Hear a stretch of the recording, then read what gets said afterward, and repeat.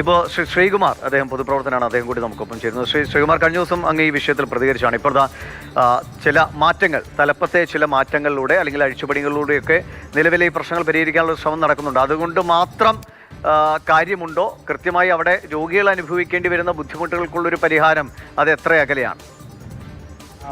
തീർച്ചയായിട്ടും കഴിഞ്ഞ ദിവസം ഇത് മാതൃഭൂമിയായിട്ട് സംസാരിച്ചപ്പോഴും പറഞ്ഞ ചില കാര്യങ്ങൾ തന്നെ ഇപ്പോഴും പറയാനുണ്ട്. എന്തായാലും അന്ന് ഞാൻ പറഞ്ഞു സൂപ്രണ്ടിന്റെ കഴിവുകേട് ഇതിനകത്തൊരു പ്രധാന കാര്യമാണ്. അപ്പൊ അദ്ദേഹത്തെ മാറ്റുന്നെങ്കിൽ അത് നല്ല തീരുമാനം എന്നുള്ളതാണ് ഇത്രയും വർഷത്തെ എൻ്റെ ഈ മെഡിക്കൽ കോളേജുമായ പരിചയത്തിൽ എനിക്ക് പറയാൻ സാധിക്കുന്നു. അതൊരു നല്ല തീരുമാനമായിരിക്കും. പകരം ആര് വരുന്നു എന്നുള്ളതൊന്നും നമുക്കറിയില്ല. പക്ഷെ അഡ്മിനിസ്ട്രേഷൻ നന്നായിട്ട് കൈകാര്യം ചെയ്യാനുള്ള ഒരാളിനെ ഈ ആശുപത്രിയുടെ പ്രവർത്തനങ്ങൾ നന്നായി മുന്നോട്ട് കൊണ്ടുപോകാൻ സാധിക്കും. ഇതിനൊരു പ്രായോഗിക ബുദ്ധി എന്ന് പറയുന്ന കാര്യം കൂടിയുണ്ട്. കഴിഞ്ഞ ദിവസങ്ങളിൽ ഞാൻ പറഞ്ഞെന്ന് തോന്നുന്നു. ഇപ്പോ ഹാരിസ് ഡോക്ടർ 3 ഉപകരണങ്ങൾ വാങ്ങാൻ കൊടുത്തു. അപ്പൊ 3 ഉപകരണത്തിന് 1,20,000 രൂപയാകും. അപ്പോൾ 1 ലക്ഷം രൂപ വരെയുള്ള ഉപകരണങ്ങൾ വാങ്ങാനേ കളക്ടർ അനുമതിയില്ലാതെ ആശുപത്രി സൂപ്രണ്ടിന് സാധിക്കൂ.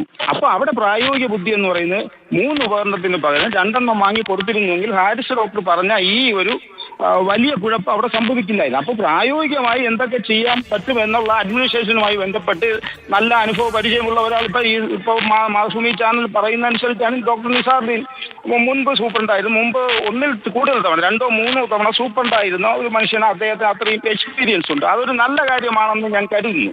അതിനെ പൂർണ്ണമായിട്ട് സ്വാഗതം ചെയ്യുന്നു. പക്ഷേ ഇതൊരു സൂപ്രണ്ടിൽ മാത്രം ഒതുങ്ങുന്ന ഒരു കാര്യമല്ല. ഈ ആശുപത്രിയുമായി ബന്ധപ്പെട്ട് അടിയന്തിരമായി വാങ്ങേണ്ട ഈ ആശുപത്രി ഉപകരണങ്ങളും മരുന്നുകളൊക്കെ വാങ്ങുന്നതിന് ഈ നൂലാമാല ചുവപ്പ് നാട എന്ന് പറയുന്നത് അതിഭയങ്കരമായ ഒരു പ്രശ്നം തന്നെയാണ്.